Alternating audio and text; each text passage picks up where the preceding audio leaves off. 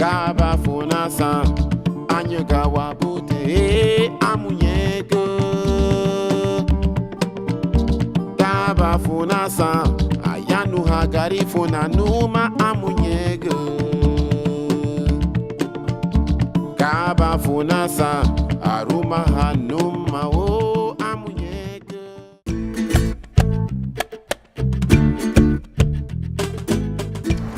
I think an immersion experience allows you to challenge and move your own personal formation in many different ways. And as a year-long process, this has allowed me to evaluate values that I was once uncomfortable with. I found myself a year ago standing under a value, simplicity, that I didn't quite understand and still don't. But through the year of being in community with a group going down to Belize and going to Belize and being in community with our community partners and friends and cooks and teachers and mentors, I have been able to relook at that value. And I am able to come back to Seattle and see it in a new light. See it as a human simply being. And to take joy in the moments that are so simple yet so rich. And in particular, we had an experience when we were riding the bus and it was a warm Sunday afternoon and that sea breeze was blowing in through the half-open windows and we were eating mangoes and plantain chips and jicama, and we have some Belizeans sitting around us eating their mangoes con pepper and their jicama and their crackers. And we all just look at each other and start sharing our fruit and sharing smiles and exchanging words. And it was this moment of humans simply being, or beings being human together. And that to me has really impacted me and struck me. So I would encourage you to take the time to reflect on what challenges you and what makes you feel uncomfortable. Because I think those values can move you forward in your own formation and can take you to places that really nourish you and fill you and teach you lessons that you may not have heard before, because these lessons are all around us, and these people of our lives enlighten our spirits and enliven our spirits so we can grow in ways and create this common bond and find a shared peace together, something that is always elusive, yet we're always seeking, because it's there somewhere. So take your time, listen to stories and tell your stories, and don't be afraid to step beyond the comforts of your own life.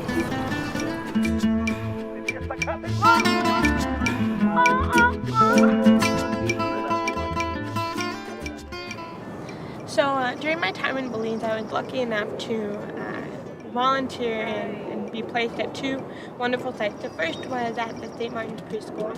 I played with a bunch of 3-year-olds, which was wonderful and a little crazy. And then the second half of the week, I was lucky to be able to go to the Stella School for the Deaf, which was significant for me because I'm hard of hearing and ASL is my first language, and I really identify a lot with the deaf community. And so it was really neat to go to this place, across different than somewhere I've ever been in, and to kind of see that community and be with, my community. And it was interesting because in Belize, being a white person, you really stick out. Really, you're easily spotted. People know you're not from there. People ask, why you're here, and then to go into the Stella School for the Deaf with the kids who, like me, were deaf and hard of hearing, and then there was just a kind of immediate acceptance. This immediate acceptance of, you're one of us, and that was so incredibly moving to me. And just to spend the couple of days there, laughing with the kids, talking about science, teaching them some science, playing games. We played charades, taught them charades. and just connecting with them, and to be another deaf person that they've been able to meet. That was really incredible, and they taught me so much in those few days just about joy and laughter and resilience in our situations. And that is something that has continued to inspire me and drive me through coming home, but also that will continue and inspire me throughout my life.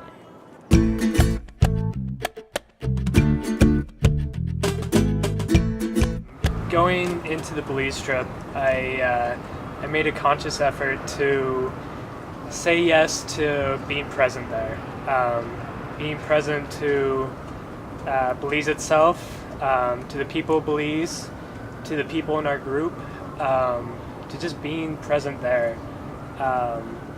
And so I think that manifested itself in a number of different circumstances. One of which that really stands out to me was an experience one afternoon. We were coming home from our service placement, and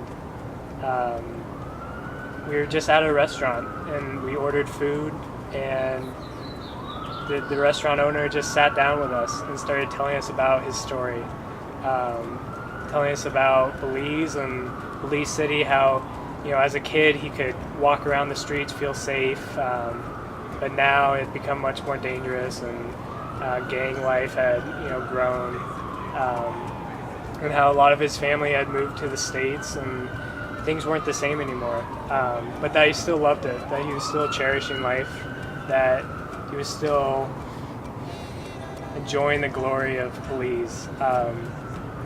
And so, and he just sat with us for half an hour and sort of asked us questions about the States, and we asked him questions. And so it was just so wonderful. So having made that commitment to be present in Belize allowed me to come back to the States and feel really alive and feel rejuvenated. And it allowed me to come back and cherish the communities that I'm a part of here in Seattle, and to continue the work I'm doing and to really thrive.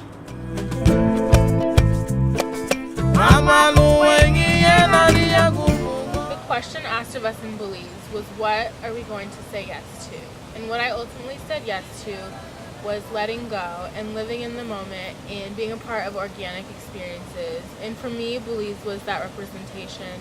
I worked in a first grade classroom with 6 and 7-year-olds, and that's where life just came alive for me. And working with these kids was an amazing experience, because I realized that a lot of these students are the exact same students here that I work with in Seattle. And so just watching them play and love each other and have fun, I think that's what really taught me to let go and live in the moment, because these kids do that every day.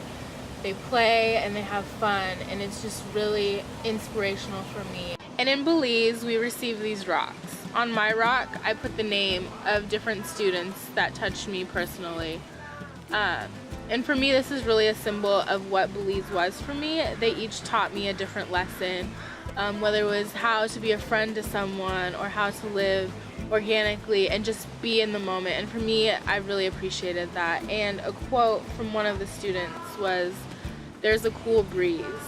And for me, "There's a cool breeze" symbolizes so much of the Belizean culture. He was trying to sell me on moving to Belize and being a part of this culture. And I was sold, and I can't wait to go back to Belize.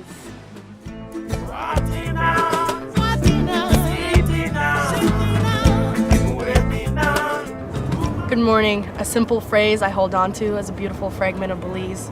With days spent that I can count on my fingers, it's impossible for me to produce complete, clear sentences, because I feel that what I had experienced was just a snapshot, a trailer of a movie, a sight from a window of a bus or a plane, a page bookmark for my arrival, because I can't help but be critical. Did I gain such an incredible view because I'm a stranger with nothing but a name, or because I'm from the US with everything plus a name tag attached to a checked bag of privilege? I am privileged. I explored the blue skies beneath us, was carried by the river, was in constant company with the breeze. I woke up with the sun to a new day along the Caribbean horizon, and was granted time to gaze up at nature's jewels and whisper goodnight to the universe and give thanks. Thank you because I had an opportunity to see glimpses of differences, but even more to realize and be amazed by the simple complexity of similarities of humanity and how we can all be interconnected, even in brief moments of each other's lives, sharing laughter, smiles, handshakes, hugs, walks, meals, words of wisdom, stories, place, space, time, music, vulnerabilities, social issues, identities, strengths, hope, faith, love, and greetings. Good morning.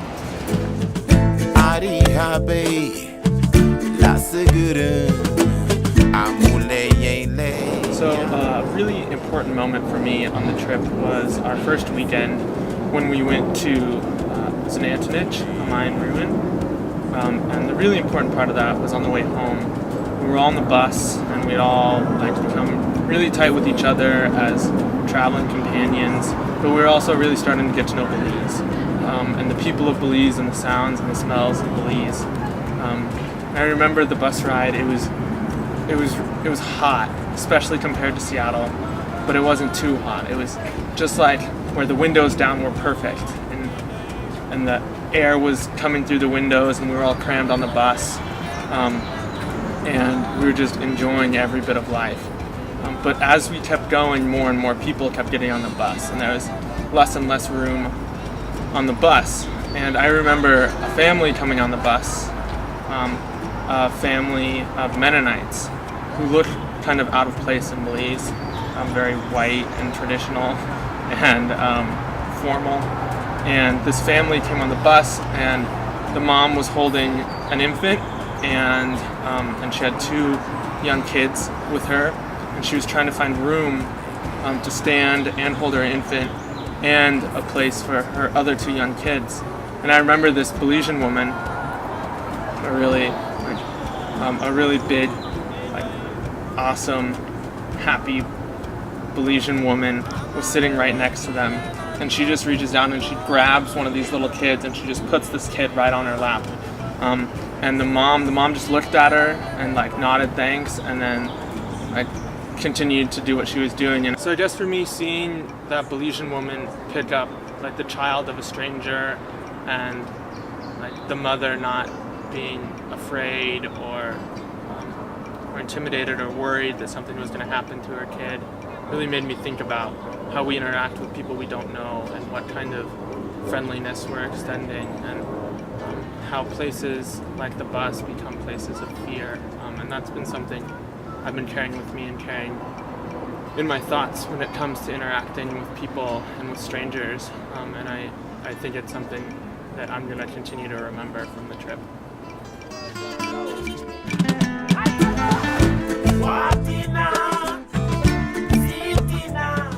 It's hard for me to find words to accurately describe this Belize experience.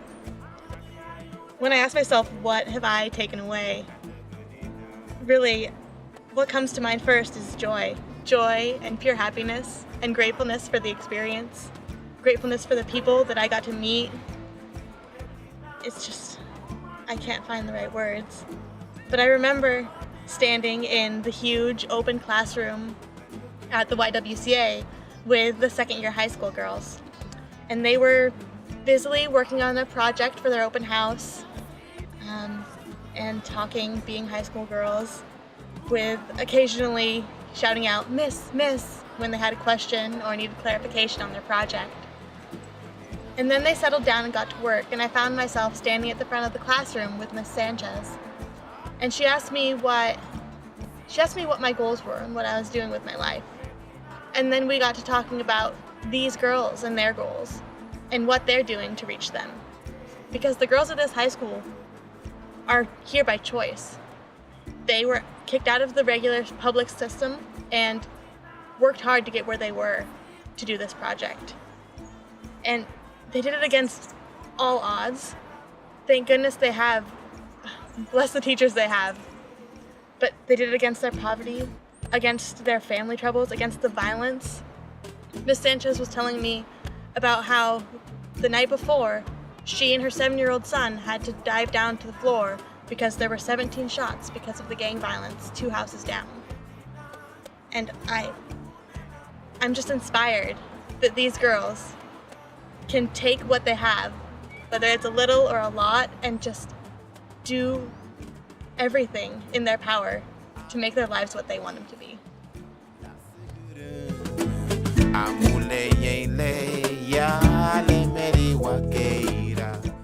There's something very humbling about going into a country very different than your own, especially when their poverty line is 47%. So going to Belize, it was humbling, it was heart-wrenching, and it was terrifying. But not terrifying in the way that you may think. It was terrifying in the way that what I bore witness to was the reality of a vast amount of people. In Belize City, we came face to face with the man who couldn't afford a pair of flip-flops, the child begging you for food, or the elderly woman asking you just for a sip of water. And I mean, as a human being, how do you deal with that? How do you witness the suffering of an individual? That experience for me was indescribable, and it was powerful. Every day I find myself attempting to unravel what I felt in Belize, and what I've come to realize is that I've been impacted in a beautiful way. I am utterly determined to live my life wholeheartedly, to express and feel emotions deeply, to always be riveting with passion and compassion, and to just be appreciative of the life I live and the people I spend it with. You really see the perfection of Belize's culture within its people and their connections to one another. It's something you have to witness to understand, but these people have an amazing, unconditional love with each other, and one can only hope to be loved or to love in the way that these individuals do. What's even more inspiring is that they are the happiest people you might ever meet, even with little they have.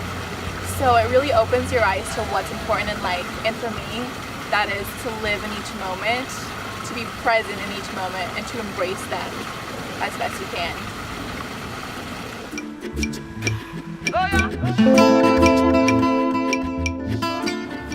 So I was at the YWCA for my placement in Belize, which is kind of an alternative high school for girls who didn't really make it in regular high school in Belize.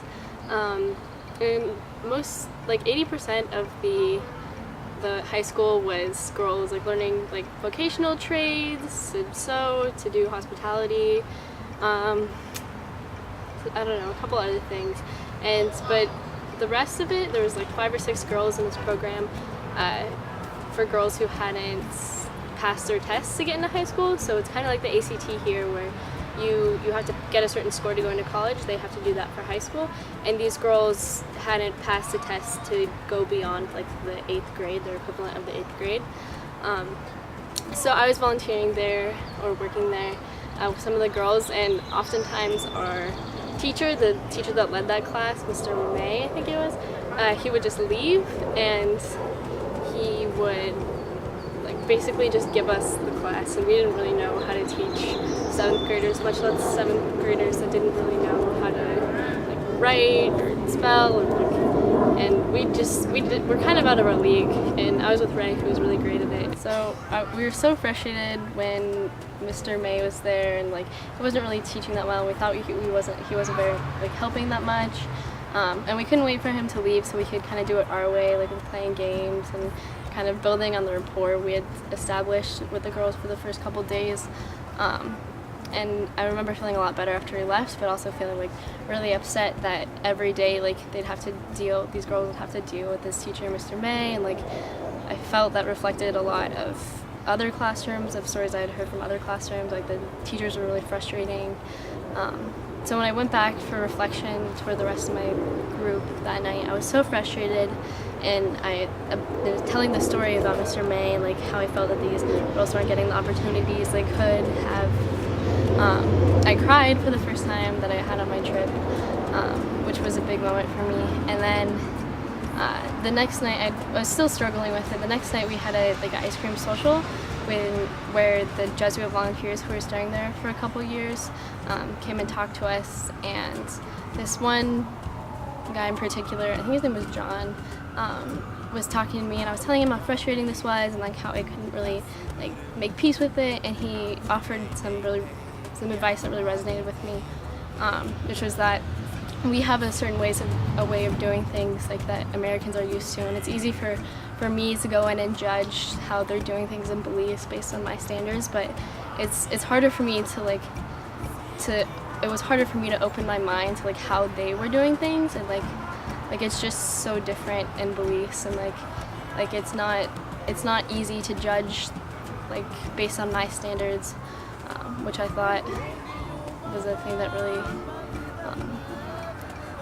I really took to heart, and I think that it made me realize that not everyone operates by what my standards are, and though it was frustrating for me, like it's how they do things there, and like after that I sort of went back with a more open mind and like interacted less according to like the structure that I grew up with, but like tried to be more respectful as far as like how they had done things. And I feel like I'm gonna go into my life more open and less bringing my own perceptions on how things should be in different places.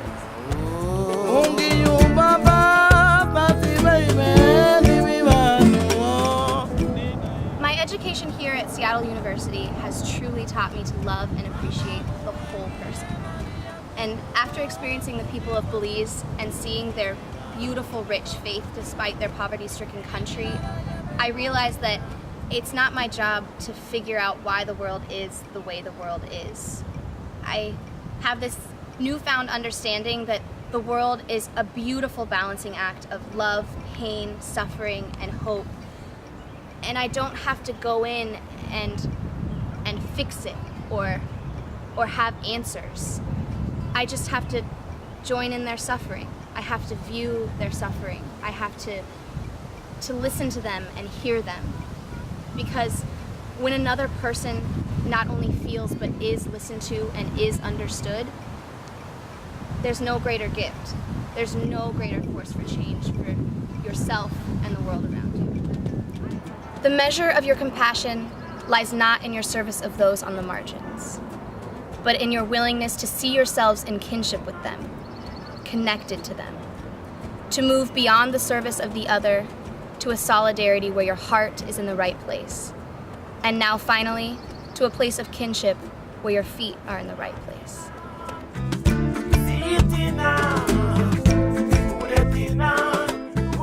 So I have a quote from Mother Teresa, and it says, "Every time you smile at someone, it's an action of love, a gift to that person, a beautiful thing." And I saw this come alive in Belize. I was lucky enough to be placed at 2 placements. In the morning, I was at Mercy Kitchen, and in the afternoons, I was at Help Age. And at Mercy Kitchen, it was a drop-in center for the elderly to come get breakfast and lunch. And at Help Age, it was a drop-in center for them to come do activities like aerobics and arts and crafts and things like that. And at Help Age, I met a man named Albert, who I will never forget. He was a very special person, and he taught me so much. The first day we were at Help Age, we were playing bingo with them, and Albert was off to the side. He wasn't really talking to anyone, but at some point in the day, we made eye contact, and he smiled at me. It was just a very shy smile, a very quick smile, but that was all the contact we had that day. And then throughout the week, I noticed that he had some sort of mental issues, and so no one would talk to him really, no one would really interact with him. And so I was a little hesitant, a little apprehensive about trying to start a conversation with him and stuff like that. So I would do little gestures, like if I would hand him his juice, I would ask him if he liked it, or his sandwich, or things like that. And I realized later that even though he wasn't responding to me, he would smile at me and he would nod, and that was the extent to our communication. And that was how I realized that he understood what I was saying, and that he understood that I was sitting there with him just to be with him. And so sometimes I would just sit on the couch with him while other people were doing activities, and I would hold his hand, and he would look over at me and smile and just show me that he was appreciative of me being there, being in his presence. And I felt so lucky for that. And one day it just came to life that he did recognize me. He was appreciative when we were delivering meals, and we happened to stop at his house, and I rolled down the window, and he was outside. Usually he gave the meal to his mom, but he was there that day and handed the meal to him, and he looked in the car and he recognized me, and he started jumping up and down, smiling, just like he was so joyful. And I handed him the food, and he tried to give me this awkward hug through the window, and it was just so sincere, so genuine, and it just like made my tears start falling down my eyes. It was just so special, and he just reminded me that you didn't need words to show someone that you were appreciative and show someone that you cared about them and you loved them. So before we came back from Belize, we were each given a rock, and we were told to write a word that would remind us of what we got from those 10 days in Belize. And in my rock, I wrote smile. And this was for Albert's smiles that he gave me constantly, acknowledging that I was there with him, and the smiles that I got from all the Belizean people, just knowing that they saw me, that they were glad that I was there, that I was experiencing that they were also experiencing. And it's just a constant reminder to just those simple gestures like a smile or holding a hand or a hug, like Albert's hug, just showed me that those do make a difference, and that's the kind of contact that we need on an everyday basis, and that's what I'm bringing back to Seattle U, to my everyday life. And I keep this on my desk just as a reminder of Albert and of everyone who I met on Belize.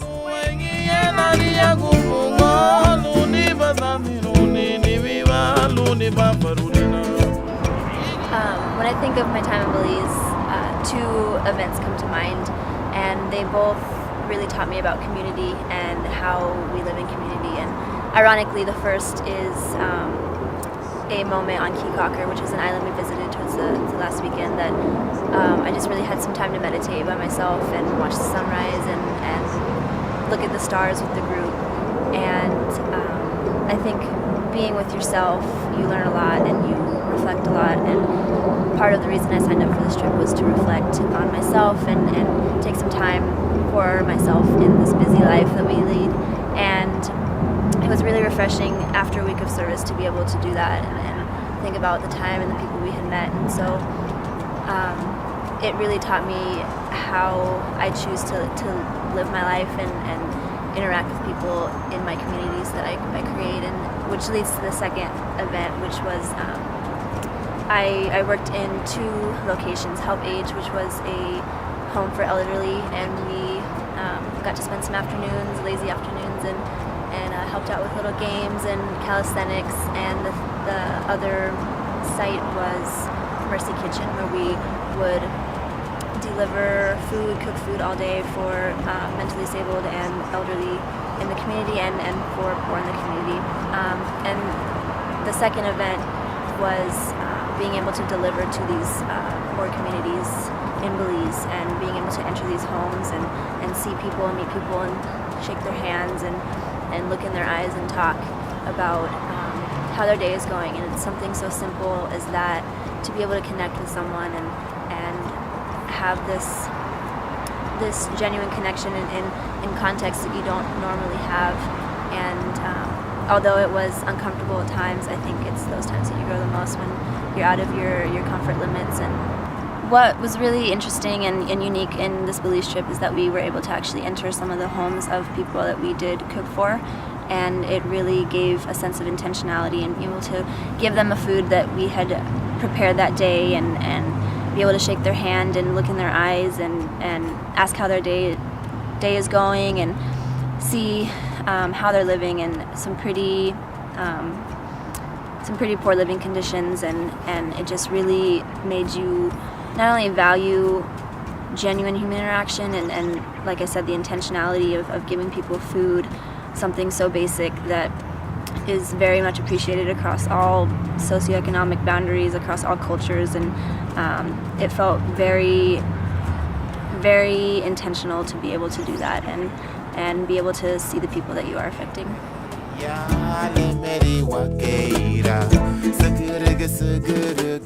I said yes to the students of the 2012 Belize Immersion experience.